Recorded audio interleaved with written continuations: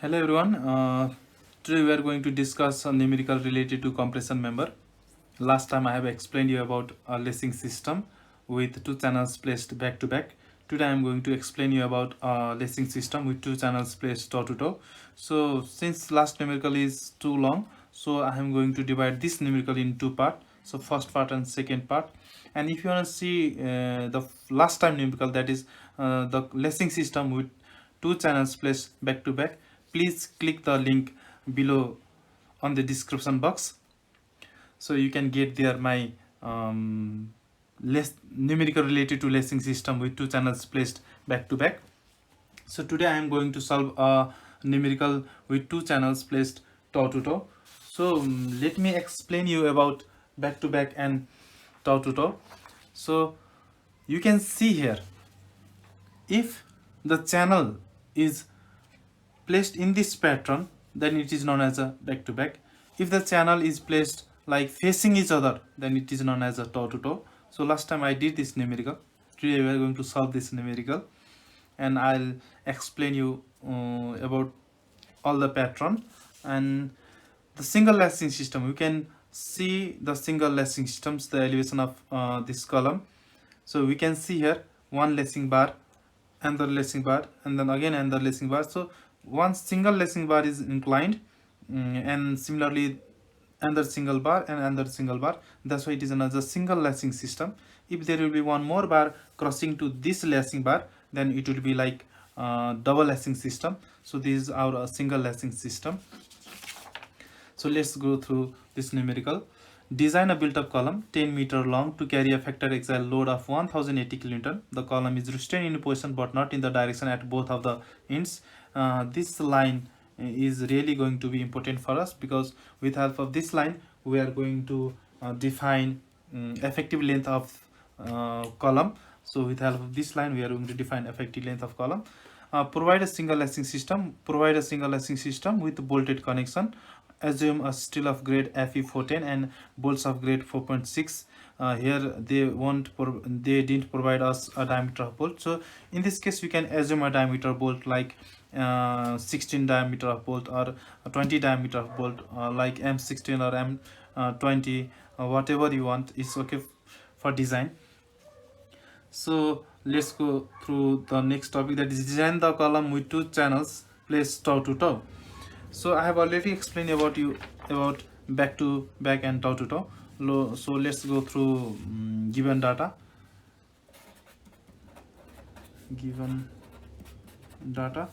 The first, you have to determine ultimate strength of a steel and ultimate strength of a bolt. For normal case, for steel of grade Fe 410, our fu is 410 megapascal, or you can say Newton per mm square. Similarly our Fy will be like 250 megapascal, which is obviously known to everyone. Similarly for, I hope you are, bolts of grade 4.6, our ultimate strength will be FUB will be our 400 Newton per mm square or megapascal, whatever you can say. So you have to notice one thing, the bolt grade of bolt is given 4.6, right? So if the grade of bolt is given 4.6, always try to see the first digit to determine the ultimate strength of bolt. The first digit is 4, always multiply this 4 with 100, it will be 400. Similarly yield strength of bolt, already we determine this, we already multiply 4 with 100, so it is 400. So remaining part is 0.6 fraction, so 0.6 into 400, it will be like 240 Newton per mm square. So this is the given data. Now we have to go for partial safety factor. So this value you can obtain from code book. I'll explain you about that too. Gamma mw. So these three value you can get from code book. You have to go table 5, that is, see, 5.5 clause, factors governing the ultimate strength. from here partial safety factor you can get like gamma m naught and then gamma mb, gamma mw, all value is given here. So in my case gamma m naught is 1.10, gamma mb is 1.25, and similarly gamma mw is 1.50. See, there is soap fabrication, field fabrication.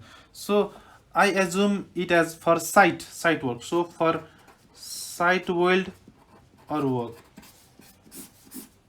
so for site weld I took 1.50. okay, so it doesn't matter. So now we have to understand whenever the load will act, it must distribute between two channels, or whatever the number of channel, it must distribute in every channel equally.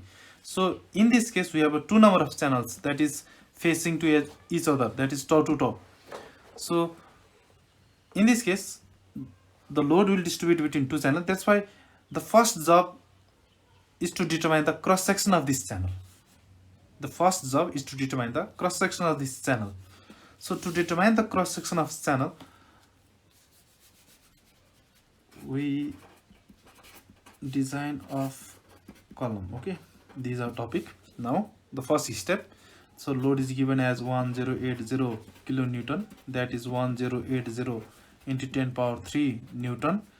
Similarly the length is 1 into 10 meter, that is 10 meter, or 10 into 10 power 3 mm. See, actually 1 into 10 meter, what I did here, I took out the effective length. You can read out the question again. The column is restrained in a position but not in the direction at both of the ends. The column is restrained in position. In position it is completely restrained. Position means translation. So at one end and other end. At both of the end, the translation is restrained. You can see for options. See, these are the options. Translation is restrained but not in the direction. So direction means rotation. So it is free, I think, but not in the direction at both of the ends. So it is not restrained in the direction, it is free to rotate. That's why if you go for, okay, this is a free. According to translation is restrained according to question, rotation is free according to question. So this third condition is satisfied. That's why 1.0 into L. So I multiply 1 into 10 meter, that is 10 meter. So we'll go for next step.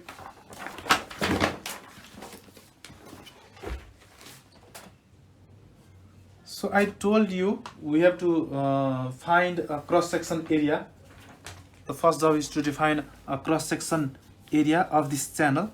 So to determine the cross section area of this channel, now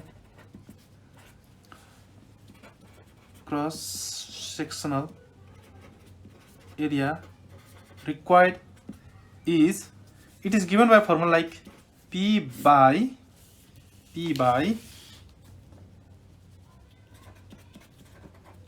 allowable axial compressive stress. So this is our formula to determine cross section of this channel. So here allowable axial compressive stress is assumed. We have to assume this value. So this value are allowed to assume between 125 to 175 megapascal. So you can assume this value between this value 125 to 175. So I normally assume 150.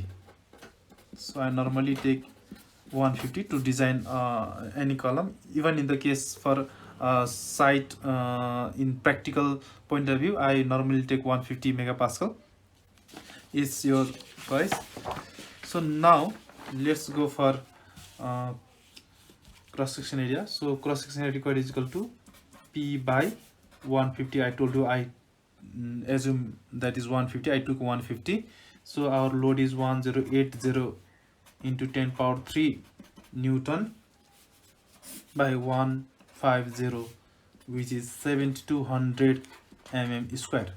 So you have to choose now cross section area above this value. And one more thing, 7200 mm square, this cross section area is for both of the sections. Since the load act on this system, in this system, so the both of the channel will carry the load. So this area is also for both of the channel. So if I'll talk about a single channel, then obviously 7200 divided by 2 will get 3600 mm square.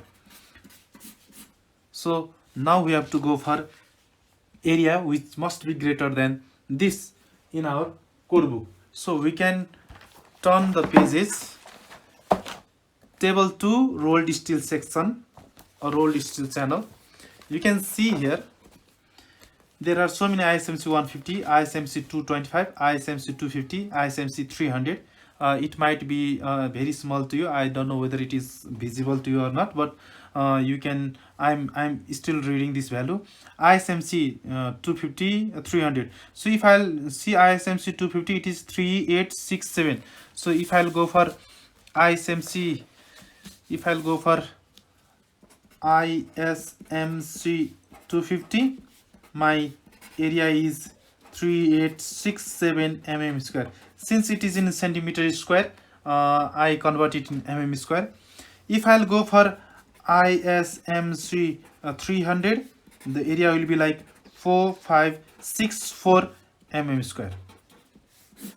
So I already solved this numerical. My criteria doesn't meet this value. That's why this channel failed with 1080 kilonewton of load. That's why I go through this value. Actually we have to do once or twice trial. You have to do for 1-2 times trial. So it's better to choose a little bit higher value, and then you get from cross section area required.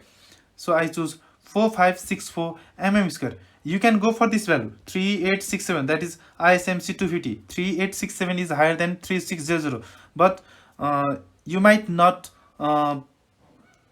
or your criteria won't meet with this section. That's why I refer to this section. Well, I'll explain you detailedly. If you'll solve this numerical, then you can easily understand what I'm going to say you.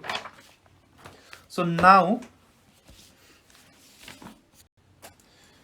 so I took ISMC 300. I went for this section and I took all the data, data I extracted from this code value. Area, radius of gyration along x-axis, or we can say about z-axis, radius of gyration along y-axis, center of gravity CYY, similarly width of flange, IZ, IY, G, that is gauge, thickness of flange. So whatever the value you can easily get from obtained from code, you have to write all those values. So you can see ISMC 300, our area is given, width of the section is flange is given, thickness of flange is given. Similarly, center of radius of center of gravity, that is 23.6 or 2.36, it is given in terms of centimeters. So I just converted it into mm, that is 23.6 mm. Similarly, our Ix, that is Ixx, Iyy, Rxx, Ryy. Similarly, our G, all value are given here. So you can go through this ISMC 300. You can easily find this value. Okay. So after obtaining all the given value from code book, it is table 2, rolled steel channel. Please go through that pages. So the total area provided, it is the area of one channel is 4564 mm square. So we have got two channels, that is total area provided is 2 times 4564, that is 9128 mm square. So we have to determine, we have to define whether this channel what I choose, that is ISMC 300, it is okay with or not. It is able to carry 1080 kilonewton load or not. We have to determine that at first. Then only we can go for further procedure. So now for that, our minimum radius of gyration is minimum radius of gyration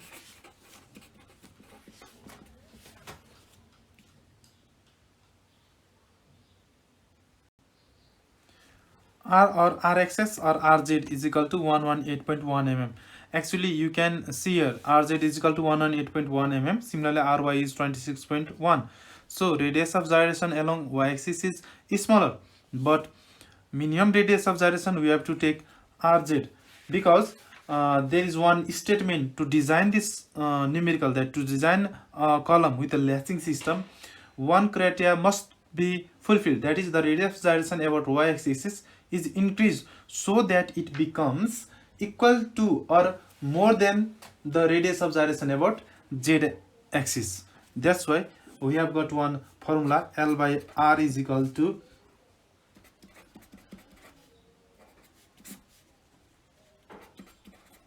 so in L by R, R is minimum. That's why we have to replace here such value which must be like smaller, so that RYY must be greater or equal to RXS. That's why I just placed L by R is equal to 10 into 10 power 3, 118.1. So always try to replace your value RX or RZ, not RY. So we'll obtain 84.6740. So now effective slenderness ratio is equal to KL by R. That is, I increase this L by R with 5%. So 1.05 into 84.6740. So I got value 8. So I increased here with a 5%. So actually due to the load distributed in a two channel section, the slenderness ratio is increased with 5% in order to account for shear deformation effect. Otherwise the column might get deflected. So in order to avoid that deflection, we have to counteract shear deformation. That's why we increase with 5%. Anyway, so for KL by R is equal to 88.90, Fy is equal to 250 megapascal. It is a buckling curve C. We have to determine FCD. So to determine this value, we have to go for table. You can see this is buckling curve C. This is our channel system. It is like a half rectangle. This is channel system. So the buckling class is C. We can go for table 10, buckling class of cross section. So it is C. Now to determine FCD value, we have to go to this table, that is design compressive stress FCD, table 9C for buckling class C. Okay, so our value, that is KL by R, lies between 80 and 90. You can see 88.90. So it lies between 80 and 90. So we have to determine FCD. So to determine FCD, we have to go for interpolation process. 80, our value is 88.90 and 90. Similarly for Fy, this is for, we are doing for Fy 250. Okay, so for Fy 250 you have to you can interpret value. For Fy 250 we can come here 80, you can see this line 80, and then you can come from up 250, that is 136. So it is 136. We don't know this value. Similarly the below value is 121. So if we'll solve this interpolation, that is similarly we can do 88.90 minus 80 by 90 minus 80 is equal to x minus 136, 121 minus 136. If we'll solve this numerical, we'll get x is equal to 122.65 Newton per mm square, which is FCD. So our FCD is 122.65 Newton per mm square. Okay, so now design compressive strength is equal to FCD times area. Okay, so FCD is equal to 122.65 into our total area 9128 for both of the section. It is -3, we are changing in kilonewton, so 119. That is 1119.5 kilonewton. See, this value is greater than our applied load. So the column strength, compressive strength of this column is 119.5 kilonewton. So it can stand load up to this capacity. So 1080 is below than this load. So if this load is greater, if design compressive strength is greater than the value which is given in our question, so it was given like 1080 kilonewton, then our criteria is fulfilled. So now we can say which is safe. So I think video is too long for this part, so in next part we will discuss furthermore. So for today this much. Thank you.